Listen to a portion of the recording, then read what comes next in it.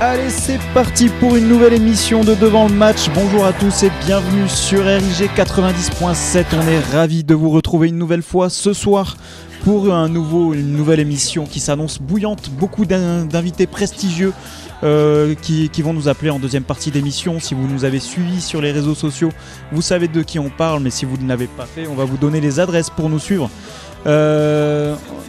Avec moi ce soir, j'ai plein de monde autour de la table. J'ai une équipe qui change un petit peu. J'ai quand même l'inamovible, l'inénarrable Gio. Salut à toi, Gio. Salut Benji. Ça va? J'attends faire ça, putain. Ça va?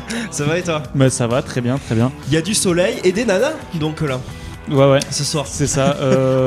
Des nanas. Petit pont plus roulette égale gros tacle. Donc n'hésitez pas à nous suivre peut-être sur le live. Oui, moi je vous attends nombreux quoi. sur Twitter, devant le match avec le hashtag DLM et sur Facebook devant le match pour réagir. On vous lira tous vos commentaires, on posera les questions à nos invités. Voilà. Et bien sûr, on essaiera de pas en oublier. C'est ça. De pas en oublier sciemment en tout cas. C'est ça. C'est ça. Hashtag ordure. Avec nous, on a également Geoffrey. Salut à toi, Geoffrey. Ouais, salut les gars, merci de m'avoir invité une nouvelle fois, ça fait plaisir. Avec grand plaisir, je pense que c'est mieux pour toi que de nous écouter de loin. C'est sympa aussi, c'est vrai que j'aime bien vous écouter du coup, mais c'est vrai que c'est un peu plus sympa d'être en direct. Un petit clin d'œil au JSA. Un petit clin d'œil au JSA, toujours, voilà, je reprends avec eux dimanche, enfin après 4 mois de longue attente. Donc voilà, et on reçoit une fois de plus Blanquefort, mais cette fois en championnat. Donc, Je sens que ça va saigner, ça va Ah, aiguiser ça le va- crampon. Ça va être chaud. Ça va être chaud ce week-end. Avec nous dans le studio, on a également Aurélien qui s'occupe de la technique. Merci Aurélien encore une fois d'être là.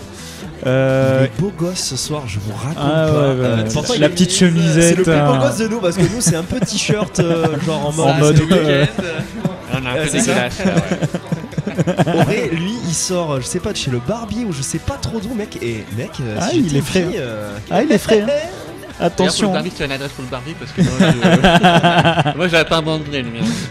toi c'est Gold avec Matthew McDonald là. Ouais, c'est ça. Donc avec nous, on a également autour de la table Manu que vous avez peut-être reconnu si vous connaissez sa douce voix. Mais tu es pour la première fois avec nous autour Derrière de le micro et derrière derrière l'émission. mon portable. Voilà. Toujours. Donc voilà, rejoignez-nous sur nos groupes Facebook, Twitter, YouTube et Instagram pour nous suivre, pour suivre notre actualité et notre programme qu'on balance toutes les semaines pour amorcer ces émissions. Et celui de ce soir est particulièrement riche puisque en deuxième partie, on a 2 invités téléphoniques, Kiki Moussampa et Franck Quedru. Quand tu me dis le nom de Kiki, quand j'allais au téléphone que je fais Kiki, c'est extraordinaire. C'est extraordinaire. C'est ça va ouais, faire bizarre. c'est particulier. Ce n'est pas un surnom. Donc ouais, deux invités prestigieux en deuxième partie d'émission, mais il n'y a pas que ça qui nous attend ce soir, Ouais. messieurs, puisqu'il y a une toute première partie avec la Ligue des Champions, la Ligue C'est- Europa. On a une semaine magnifique. Voilà. C'est, Une grosse semaine, Ouais. semaine pour le football français. Ça faisait un bon moment que ça nous était pas arrivé, peut-être une des semaines les plus importantes du football français. Donc cette qualification de l'AS Monaco face à Dortmund pour cette demi-finale de Ligue des Champions. Le tirage est sorti, AS Monaco qui tire la Juventus de Turin. On y reviendra. Est-ce que c'est un bon tirage pour Monaco? Est-ce que c'est le moins pire? Est-ce que c'est le pire? On ne sait pas. On va en débattre tous ensemble. On va parler également de Lyon. Lyon qui a sorti Beşiktaş au fin fond de la douleur absolue. Lyon qui se qualifie. T'as pas trouvé un ballon de foot à côté de ta voiture parce qu'il y a Jalé qui cherche son ballon. Tu l'as pas trouvé. Si, je l'ai trouvé avec celui de Ramos de 2010. Il est là aussi. Il y est également. On est les champions. Oh les champions. Oh, on est tous ensemble. Voilà, donc Lyon qui se qualifie face à Beşiktaş et qui tire pour le coup l'Ajax dont on parlera peut-être un petit peu en seconde partie Et d'émission. alors là, c'est du coup, comme dirait Julien, c'est cousu même fraté. Coups humains. Voilà, malheureusement j'ai la référence, ça me fait un peu peur d'ailleurs. Ginette, tu comprendras. Voilà. Donc messieurs, on va attaquer tout de suite avec l'AS Monaco qui se qualifie. J'ai l'impression que l'émission devant le match est en train de devenir devant Monaco en fait, puisqu'on parle de Monaco quasiment toutes les semaines maintenant. On commence à s'habiller en rouge en plus maintenant. Voilà, c'est ça.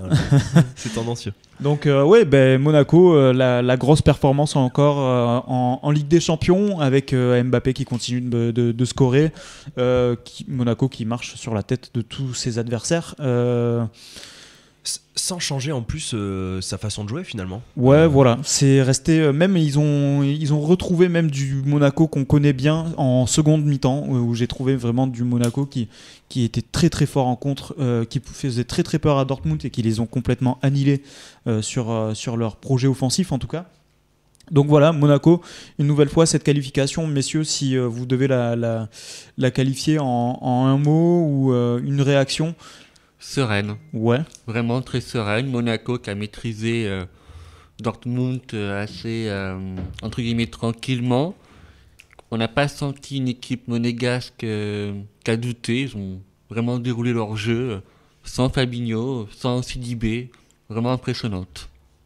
Ouais. Ouais. C'est impressionnant parce qu'ils ont marqué très très vite. Ça, c'est sûr que quand tu mènes 1-0 au bout de 3 minutes de jeu, ça aide, ça, il n'y a pas de doute. Par contre, moi, je suis plus critique envers Dortmund, quoi. Là, le coaching de Tourelle avant le match, de mettre Dourme ailier droit pour bloquer Mendy, c'est pas... C'est pas le Dortmund qu'on connaît, c'est pas le style de Tourelle, et de toute façon, ça s'est vu dès l'entrée de Dembélé, il y a eu beaucoup plus de dynamisme offensif pour Dortmund. Et s'il y a eu un moment où peut-être Monaco a douté, c'était là de la 30e à la 50, 55e.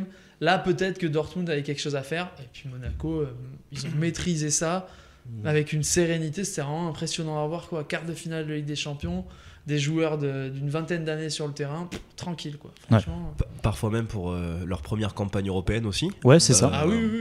Pour la plupart, ouais. hein. On parle, alors bon, bien évidemment, quand il y a bonne performance, il y a souvent sollicitation après du mercato, des clubs, etc. On parle notamment déjà de transferts actés de Benjamin Mendy, de Bakayoko à Chelsea, comme quoi Conte le veut absolument dans son effectif. Ouais. Franchement, N'Golo Kanté, que je sais pas si vous avez trouvé aussi à côté du ballon, parce qu'il est partout. Il est allé le ramasser, au passage. N'Golo Kanté, Bakayoko l'année prochaine à Chelsea, ça peut. Enfin voilà, cette équipe, elle marche sur l'eau. Les mecs, on dirait qu'ils sortent de nulle part un peu, et la sauce se prend. Match après match, on se régale. Et je reviens sur ce que j'ai dit précédemment, sans faire de concession au jeu. C'est-à-dire que quand t'as gagné 3 à l'aller, 2-1, pardon. 3-2 à l'aller. Merci. 3-2 à l'aller. Je me mélange du coup avec toutes ces bonnes nouvelles. Ouais. Tu peux te dire, ça va être le Catenaccio au retour, Terminado, machin. Non. Pas du tout. Rien à faire. On va continuer à jouer comme on sait faire. Mais au contraire, excuse-moi Geoffrey, au contraire, je trouve que c'est Dortmund qui a essayé de s'adapter à Monaco, qui n'a pas du tout réussi. Et pour moi, c'est une grosse réussite de Jardim d'avoir imposé son jeu, que ce soit à l'aller et au retour. Et finalement, c'est le meilleur entraîneur qui sort du lot, peut-être. Puis, souvenez-vous un petit peu comment ça s'était passé quand Jardim arrive avec les Bernardo Silva, avec tous ces mecs-là. On s'est dit, mais qu'est-ce que fait Monaco ? Il s'est fait crépir l'année Il dernière. s'est fait démolir. Sans mauvais jeu de mots pour les Portugais.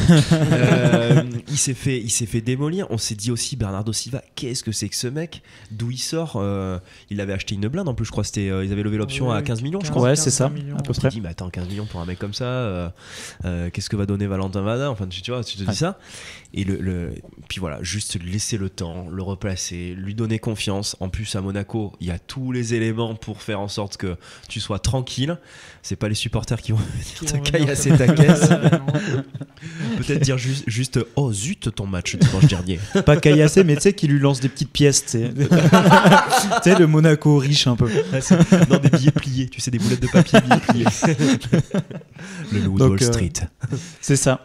Donc Monaco qui réussit une nouvelle fois à accéder aux demi-finales de la Ligue des Champions pour la 4e fois, je crois, si j'ai bien compris la stat. C'est le club qui est allé en demi-finale le plus de fois, le club français en tout cas.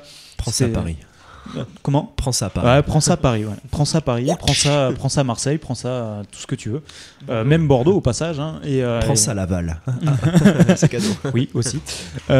Du coup, voilà, Monaco qui va rencontrer la Juventus de Turin. Je voulais qu'on en parle un petit peu quand même de la Juve, de leur match face à Barcelone, de leur double confrontation. Est-ce que cette double confrontation justement contre le Barça vous fait peur de la Juve ? Est-ce que cette défense de fer, est-ce que Leonardo Bonucci nous fait peur ? Est-ce qu'il fait peur à Kylian Mbappé pour cette double confrontation-là ? Si Mbappé il a pas peur maintenant, je pense qu'il aura jamais peur. Parce que si t'as pas peur peur c'est un grand mot, mais si t'as pas un petit ressenti, et quand tu sais que tu vas te coltiner pendant 180 minutes minimum, Bonucci et Chiellini, et que si t'arrives à les passer, t'as encore Gigi Buffon derrière à qui il faut planter un pion qui a pas pris de but en Ligue des Champions depuis le 22 novembre. L'étoile d'araignée. Voilà, il va falloir. Mais par contre, ce qui est bien, et ce que là, il faut toucher du bois pour Monaco, c'est que Falcao, il aime ça. Falcao, il aime le combat, il aime le chocolat. Face à deux gaillards comme ça peut être très très bon. Donc voilà, ça va libérer des espaces et je pense qu'on va bien s'amuser. Et pour moi, je pense que c'est le meilleur adversaire pour Monaco. C'est tout de suite. Là, on attaque vraiment probablement la meilleure défense d'Europe avec un milieu très costaud. Voilà, ça va très très vite vers l'avant. Ça va être un très bon test pour Monaco, je pense. Donc pour toi, c'est peut-être le meilleur tirage pour Monaco. Je pense pas. Alors, je suis un peu pessimiste. Je pense pas que Monaco puisse le faire parce que je sens la Juve. Je sais pas. Il y a un truc qui se dégage de la Juve cette année qui me fait un peu peur. Mais bon, voilà, on n'est jamais à l'abri avec la folie qui s'empare de Monaco, c'est impressionnant. Mais je sais pas, je pense que c'était le meilleur tirage et aussi parce que du coup de l'autre côté ça offre un duel entre les deux Madrid et que du coup on n'aura pas de nouveau ces deux-là en finale et avec l'expérience qu'ils ont sur ces dernières années, ça aurait été très compliqué de devoir taper le Real ou l'Atlético. Là il y a peut-être une petite chance avec la folie des jeunes monégasques, je pense. Ouais. Alors moi je pense que, alors on fait un petit panel général, je pense que l'Atlético je les sens passer devant le Real, je sais pas pourquoi, je mets un ticket dessus parce que Simeone est revenu justement à ce qu'il savait faire avec l'Atlético. Depuis quelques matchs il est revenu à l'ancien Atlético plutôt que de absolument faire du jeu, etc. Il est revenu à quelque chose un peu moins forcément joli et ça marche. Donc je sais pas, je sens l'Atlético faire un coup contre le Real. Maintenant pour en revenir et répondre à ta question sur Monaco-Juventus, moi je vois Monaco, ils marchent sur l'eau. Ils ont la réussite, bien sûr que la Juventus ils ont pas pris de but depuis 22 novembre. C'est fou quand t'as affronté le Barça, c'est joli quand même. Quand t'as affronté, on peut dire ce qu'on veut. 3-0, 0-0 au Camp Nou, c'est quand même costaud quoi. C'est très costaud. Maintenant c'est un super test aussi pour les garçons de Monaco. Ils vont vite savoir où ils en sont, puisqu'on a parlé de Manchester City, de Dortmund. On a dit oui, c'est des tirages plus ou moins. On est en train d'entendre ça. Hein, c'est ce que je dis, que c'est des tirages un petit peu cléments. Ouais. Voilà. Clément du tout. On est d'accord. Bon, nous on sait, mais au moins la Juventus, ça va calmer tout le monde. C'est ça calme un peu. Et puis c'est très bien que ça soit des ogres, parce que justement, peut-être que même la Juventus va peut-être les prendre de haut. Ouais. Et parce que la Juventus, pas convaincu, quand même. moi je me mets à la place de la supporter de la Juve. C'est ce que disait Allegri cet après-midi, c'est que c'était le meilleur tirage pour la Juve. Je me mets à la place de la Juve. Je me dis, mais attends, mais on tire Monaco, les gars, c'est bon, hein, achetez les billets pour la finale. Hein. Ouais. Je suis sûr. Peut-être pas un péché d'orgueil. En tout cas, le manque d'expérience de Monaco va forcément jouer à un moment ou à un autre dans les têtes quand il va falloir peut-être sur une finale, oui, comme on l'avait vu c'est quelle année où ils vont jusqu'en finale 2004. Voilà, peut-être qu'en finale ça jouera ou ça avait déjoué un petit peu face à Porto, mais d'ailleurs pour les amateurs qui nous écoutent, Manu a ce soir la même coiffure que Dado Percho. Voilà, le petit couetou. Ouais, en mode Playboy un peu là. Le couetou à la Tom Cruise dans Le Dernier Samouraï. Voilà. Avec la même gonzesse. Avec la barbe de James Harden en basket. Quoi. Voilà. Et allez là, je m'entends. Oh, merci pour la référence. On pourra peut-être parler un petit peu des playoffs en fin d'émission. Il manque de basket aussi. Aussi. Oui. Donc du coup, la Juve, je voulais quand même qu'on s'arrête sur ces joueurs qui sont en train aussi, mine de rien, de marcher sur l'eau, et je parle notamment de Dybala, de Bonucci. Ces joueurs-là sont en train de marcher sur aussi la planète foot. Il y a beaucoup d'enflammades autour d'Mbappé côté français, je pense que côté argentin et italien du coup, il y a beaucoup d'enflammades du côté de Dybala, beaucoup le comparent, la technique de Messi, l'instinct de tueur d'Agüero. Qu'est-ce que vous en pensez ? Est-ce qu'il y a trop d'enflammades autour de Dybala ou c'est vraiment un joueur de classe absolue ? Grave, moi je suis pas enflammé par Dybala. C'est un très bon joueur Dybala, très bon jeune, mais je suis pas impressionné par lui. Un mec comme Mbappé, Martial m'impressionne 1000 fois plus que lui. Moi, la Juventus, qui me fait vraiment très très peur, c'est vraiment la défense, le gardien, cette sérénité qu'ils ont. C'est impressionnant. Vous êtes dur avec Dybala quand même. C'est un peu dur pour Dybala, je trouve. Autant pour lui. Contre le Barça, il met quand même Il régale. 2 cajots. Ouais, mais 2 buts. Il régale. Je suis désolé, mais le premier, C'est il puis se c'est là où tu vois les retourne grands à une joueurs. vitesse, il enchaîne. C'est dans les grands matchs, c'est Côté pas contre opposé, l'Udinese. enfin, Il a voilà, une et c'est patte pas- gauche, Ouais, c'est du pas velours. n'importe qui en face, Non, en il est très bon, Mais en faire ce qui fait autant la- sur un mec comme lui. Ce qui, wow. ce qui fait la légende de ces mecs qu'on compare aux grands, etc. Alors, on parle de Dragon Ball Z, quoi, hein, la fusion de Messi, Agüero, Batistuta, t'en parles de plusieurs. là. l'épaule à kéké de Batistuta. Enfin, le mec, la madré là, elle est bien là. C'est finalement, c'est quoi? C'est l'enchaînement des saisons. Messi Ouais. apparemment avait dit que du bien de lui déjà depuis octobre 2015, je crois. Ouais. Bon, on est en 2017, donc le mec, on peut Depuis dire. Palerme, il est en constante progression. Donc il va falloir maintenant Chaque année, qu'il ça monte. qui s'impose dans ce club, enfin bon, il est déjà imposé ce que je veux dire, mais qu'il enchaîne plutôt les bonnes prestations, qu'il rentre vraiment dans la légende du club, et là peut-être que d'ici 1 à 2 saisons on pourra dire ah ouais là c'est le mec qui va marcher sur le foot attends, mondial. Vous êtes quand même un Nous, peu on dur s'enflamme, avec, ouais, je suis d'accord avec Benji. Nous, on s'enflamme en tant que Français pour Mbappé. Bah ouais, je suis Parce chauvin, qu'on est hein. en France et que du coup, les exploits mes poils, ils sont d'Mbappé, bleu, blanc, rouge, on les a à la télé vraiment toute la journée. Tu en connais boucle, François le Français? C'est moi. On est très chauvin, nous. hein. Ouais, Ouais, bien c'est ça. sûr. Mais c'est Mais vrai je pense qu'en que- en Italie ou en Argentine, les exploits de Dybala, c'est pareil, ça passe en boucle. Ah oui, je Dybala pense est que, considéré aujourd'hui, c'est pas Gonzalo Higuain le leader d'attaque de la Juve, c'est pas Qui est né à Brest. Mandzukic, c'est pas Marquisio, c'est pas Bleu, Pjanic. blanc, rouge. Le meilleur joueur de la Juve, le joueur qui fait des différences, c'est Dybala. c'est Dybala. Et ouais. Dybala, moi je dis, ces 2 buts contre le Barça, ça fait le grand joueur C'est parce son- qu'il marque 2 buts. c'est son fait Donc d'armes, quoi. C'est son empreinte. Mais à côté de ça, il a martyrisé tout le monde. Jérémy Mathieu, 45 minutes. Hop, Ouais, sur enfin, le banc, ça Jérémy Mathieu, dégage. Jérémy Pardon. retourne à la Jérémy couleur. Mathieu. Umtiti. L'euro. Umtiti, il en a pris pareil. Mascherano, il a fait des fautes absolument scandaleuses au match aller sur Dybala. Alors j'ai pas vu le match retour, donc je peux pas en parler, mais C'est la à l'aller, cicatrice à c'était l'anus qui quand même revient impressionnant, des quoi. fois. Mascherano. Donc, ouais, non. Dybala, attention, très grand joueur, Ouais. très costaud. Et ça va être sympa d'ailleurs de voir un petit duel Dybala-Mendy. Je pense qu'ils vont. Bon, Mais Ça vaut de l'or, ça aussi. C'est ça va valoir un petit. Moi, je dis, une petite pièce. c'est clairement la superbe occasion. Monaco a tout à gagner en fait Bien sûr. depuis le début même de cette. Alors peut-être pas de la Ligue des Champions, mais depuis le début des 8e. Personne Ils ont les tout à voyait, gagner, tout le monde parlait de Paris, etc. Même encore aujourd'hui, j'entends des mecs, des journalistes qui parlent de Paris. Oui, on peut considérer que Paris aurait pu être dans le dernier carré. Mec, ils y sont pas. Arrête, fais ton deuil. Va au cimetière, va au parc, fais quelque chose. Monaco, ils sont présents, ils ont tout à gagner et tomber contre cet ogre-là, on est tous d'accord pour dire, je pense que la Juve a un effectif de ouf, qu'on serait tous heureux de voir Dybala casser des reins. Mais ça va être, je pense, beaucoup plus compliqué que ça parce que Monaco va faire du Monaco. Ils vont pas se précipiter, ils vont jouer. Et s'il y a un coup à prendre, Valère Germain ira zozoter dans les filets et puis ça sera réglé. Ça me rappelle ce que C'est tu ça, dis. Ce c'est que tu dis, exactement ça ça. me rappelle ma dernière émission où vous étiez moqué de moi pour Paris-Monaco en finale de Coupe de la Ligue. Vous m'aviez annoncé Monaco. Ah oui, moi, j'avais très, annoncé très, Monaco. Très costaud et. Très tchatcher. Je dis que expérience la Juve, ça. Et ben tu sais quoi, j'ai pensé se à toi. méfier, ça peut J'ai- vite être un match. Parce qu'au-delà de la moquerie et du retour de bâton que je suis en train de ramasser, moi, en direct, moi j'ai mon beau-frère, je l'embrasse, qui est supporter du Paris Saint-Germain.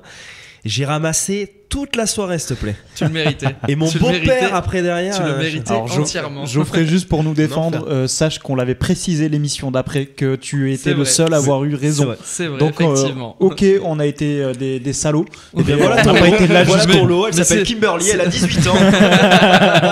Voilà ton présent. Non, ne parle pas Kimberly. C'est moche ce que vous faites. Très. Bon. Du coup, on va enchaîner sur Lyon, cette fois-ci, qui a réussi à se défaire du Beşiktaş au tir au but, 7-6, je crois, au tir au but. Il y a un match qui a duré jusqu'au bout de la nuit, avec Kimberly ou pas, on ne sait pas. Il m'emmène. C'est classique ça. Donc ouais, voilà Lyon qui se qualifie également. Bon, bref. J'ai une Kimberly qui est dans mon TD et peut-être qu'elle m'écoute. Voilà, je pense que Non. je vais ramasser la semaine On prochaine. ne pense pas à elle, bien évidemment. Et en plus, elle pourrait être cette Kimberly de 18 ans qui débarque. Ça pourrait être elle. Laissez on va- tranquille, je vais ramasser avec ma femme ce soir. Bon, je te ramène. Devant chez toi. Elle n'est pas dans le studio, hein, pour préciser, c'est une fabulation de JO. Oh, peut-être pas. Venez nous voir. Viendez à Groland. Donc Lyon, cette qualification un petit peu venu d'un petit peu nulle part. De l'espace, ouais. Un petit peu de l'espace, ouais. Voilà, une belle perf encore des Lyonnais. Certains disent logique aujourd'hui parce que le Beşiktaş, clairement, sur le papier, était peut-être moins impressionnant que l'effectif lyonnais. Messieurs, ça reste quand même une belle performance et va falloir quand même continuer à le prouver parce qu'il y a un gros morceau qui arrive. Alors, c'est l'effet un peu inverse de ce qu'on vient de dire de Monaco-Juve. On dit le Juve c'est l'ogre, Monaco c'est l'outsider. Là, j'ai l'impression qu'on se dit l'Ajax c'est un très bon tirage. Alors bon, c'est vrai que je préfère prendre l'Ajax que Manchester United, bien que parce que on va en discuter tout à l'heure avec Kiki, qui va peut-être plus nous exposer la politique sportive de l'Ajax et de toutes ces petites colonies un peu à droite à gauche dans le monde. C'est qu'il y a de formidables jeunes et que c'est pas par hasard si on les voit en demi-finale. Je me souviens qu'ils avaient fait un match très intéressant en phase de poule contre le Paris Saint-Germain où ils avaient pris une tôle, mais j'avais trouvé qu'ils avaient tenté de jouer et que bon, ils avaient fait péché de jeunesse malheureusement. Mais il y a un fond de jeu. Et ça, quand tu te balades à Amsterdam dans un stade plein à craquer, ça peut faire la différence. Maintenant, je crois que Lyon reçoit au retour. Donc ça peut être un avantage. J'en suis quasi sûr. Oui. Donc il y a en plus de ce tirage-là, je crois que c'est Monaco qui va à Turin et donc ça peut être un très bel avantage après derrière pour Lyon, mais attention à cet Ajax qui joue, et quand on voit Lyon qui est capable de passer au travers d'une mi-temps à rien faire avec un Christophe Jallet qui est au rasage, ça peut être compliqué. Ouais. Clairement, c'est pour moi plus que Manchester United. Pour moi, c'était l'adversaire à pas choper parce que United m'ont pas du tout impressionné sur cet aller-retour face à Anderlecht. Je trouve qu'ils se sont fait peur jusqu'à la fin. De toute façon, ça allait jusqu'aux prolongations. Donc, oui, mais c'est souvent qu'United qu'en Coupe d'Europe, ils sont un peu peur, qu'ils vont souvent en prolongation, qui ne savent pas tellement gérer les équipes à leur portée, entre guillemets. Et Manchester passe quasiment systématiquement. Donc là, contre Lyon, une bien meilleure équipe, je pense que Manchester aurait pu s'amuser un peu plus avec Lyon qu'Anderlecht. D'accord. Honnêtement, ouais. Après, pour revenir sur Manchester United, ils ont eu un très très gros choc ce week-end qui marque pour moi l'ère Mourinho à Manchester United, cette victoire face à Chelsea, qui est peut-être le plus gros fait d'armes de Mourinho aujourd'hui sur le banc de United. Est-ce que ça va lancer un processus de leur côté? Je ne sais pas. Maintenant Lyon, que ce soit l'Ajax ou United, c'est les demi-finales de Ligue Europa. On est vraiment sur les choses très très sérieuses maintenant. Puis ça fait 25 ans qu'il court après un truc européen. Donc là, c'est l'année où... Olas, je crois qu'il en a plus qu'envie là. Et puis, il a son stade. Il faut se mettre à la place du garçon. Il a foutu parce que c'est ses propres thunes. C'est son entreprise machin qui est derrière. Bon, après, évidemment, il a créé tout un groupement derrière. Il arrive à voir son stade sortir de terre. Là, si dans l'année qui suit, il se chope l'Europa League, il reçoit la finale de l'Europa League l'année prochaine. En plus, donc, le mec est au paradis. Juste pour en revenir au match, le problème de l'Ajax, en fait, c'est qu'on les connaît pas, ces joueurs. Non. Moi, on les connaît peu. Ouais. J'adore le football, j'aime beaucoup l'Ajax en plus, mais je les connais pas, ces joueurs. On parle de Kluivert, du petit Kluivert, une fois de plus encore parce que son père est à Paris. Mais sinon, les autres, il y en a peut-être 2-3 qu'on connaît. J'ai entendu parler du gardien, la Anona, parce qu'ils en ont parlé apparemment à Bordeaux. Oui, enfin voilà, donc du coup, je sais pas, c'est sûrement des rumeurs, mais enfin bon voilà. Les joueurs de l'Ajax, on les connaît pas. Donc pour Lyon, préparer ce match, ça va être important de savoir où est-ce qu'il faut mettre les pieds, parce que là, moi, autant parler de la Juve, on peut dire les forces et les faiblesses, autant pour l'Ajax, je peux pas vous dire, on peut pas dire ce qui va. C'était un bon jeu de passe, ce dont je me souviens contre Paris. Il y a 2-3 ans, on sait que cet Ajax-là, il se renouvelle, ils n'ont pas la capacité de garder leurs joueurs. Parce qu'ils sont demandés dans des grands championnats. On n'a pas entendu parler de gros transferts de l'Ajax, à part à Lille. Si à Lille, ils ont recruté El Ghazi, leur attaquant, je sais plus trop quoi là. C'est ça, El Ghazi. C'est ça. Et Kishna aussi. Kishna, je crois que c'était Feyenoord. Mais c'est vrai que du coup, des joueurs de l'Ajax, là, autour de la table, on est 5 autour de la table. Je pense que si on arrive à en citer 4, 5, c'est déjà pas mal. Et pourtant, on aime tous le foot, il n'y a pas de souci. Mais c'est vrai que c'est une équipe qu'on connaît peu, donc il va falloir se méfier. Il va falloir se méfier pour lui. Petite précision, l'Ajax se bat quand même pour un titre de champion. Ils sont à 1 point, ils sont deuxième. Ils sont à 1 point de Feyenoord, de Feyenoord Rotterdam. Pour ceux qui suivent un petit peu l'Eredivisie. Comment tu as dit ? Eredivisie. J'aime bien. Excuse-moi, je suis un peu pointilleux.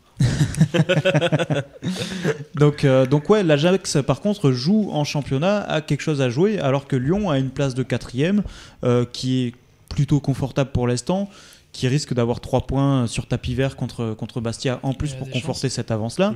Une place de 5e qui tarde un petit peu à se définir entre Marseille et Bordeaux et qui va durer jusqu'à la fin. Finalement, Lyon, ils ont sur leur tableau, en tout cas sur leur fin de championnat, il y a écrit en gros Ligue Europa. C'est l'objectif peut-être principal parce que la 4e place, quoi qu'il arrive, et puis tu peux aller en Ligue des Champions. Exactement, tu peux aller en Ligue des Champions, c'est ouf. L'objectif de Jean-Michel Aulas, quand même, l'Europa League, très bien, quand il y est et qu'il faut la gagner, voilà. Mais l'objectif en début de saison, c'est la Ligue des Champions, quoi. Ouais. Donc ils n'ont pas réussi par le championnat. Donc là, à mon avis, c'est le panard quand même. Puis en plus, je trouve que le dernier carré d'Europa League. Il est accessible quand même. Oui, bien sûr. Ils ont déjà fait Manchester United, même si on dit c'est l'ogre, etc. Bon, ils ont quand même tapé, ils ont fait un bon match nul. On parlait justement de la Juventus. Ils se sont fait taper combien 1-0 là-bas à Turin ? Non, ils ont perdu à domicile. Ouais, à 10, parce que la Juve était à 10 contre 11, ils ont perdu à domicile avec un but de Cuadrado. Là-bas, je crois qu'ils ont fait un partout. T'imagines, quand t'as fait des matchs comme ça, quand t'as fait un match comme ça, quand t'as des références un petit peu phase de poule, et puis même l'histoire de Lyon, ils arrivent quand même à tenir à peu près les dragéotes. Enfin, du moins, ils connaissent ce genre de match. C'est accessible quand tu vois. C'est quand même pas mal aujourd'hui de pouvoir dire que Lyon a plus d'expérience sur la scène européenne aujourd'hui que l'Ajax, qui n'était pas forcément vrai il y a une dizaine d'années. Mais aujourd'hui, en tout cas, c'est vrai et il y a ce faire-valoir pour Lyon sur cette confrontation-là, en tout cas. Et puis, je voudrais quand même ajouter que c'est un peu la même dynamique que Monaco, c'est-à-dire que c'est des joueurs et un effectif qui risque d'éclater à l'intersaison. Puisqu'on parle de transferts qui sont déjà actés, etc. Tout est dans les tuyaux. Lyon, c'est un peu ça. Il y a beaucoup, il y a Guézal qui arrive en fin de de Lacazette, je pense qu'il va dégager. Tolisso, oui, on en parle déjà. L'année dernière déjà avec Naples, c'était bien chaud. Ouais. Jallet, est-ce qu'il va pas aller faire une dernière piche quelque part dans un club genre Lorient ? C'est possible. Il peut se passer beaucoup de choses. C'est le moment pour un groupe de gagner un trophée, tout simplement, parce qu'ils n'en ont pas gagné. De ramener la coupe à la maison. Bon, messieurs, je lance le générique, comme ça on peut attaquer la pause. On va se donner rendez-vous dans 5 minutes pour la deuxième partie qui s'annonce très très chaude, puisqu'on a 2 invités téléphoniques, on vous les a présentés, Kiki Moussampa et Franck Quedru, s'il est là, j'espère, en tout cas cette semaine. Donc voilà, on vous donne rendez-vous dans 5 minutes, et puis voilà, reposez-vous bien. Bisous.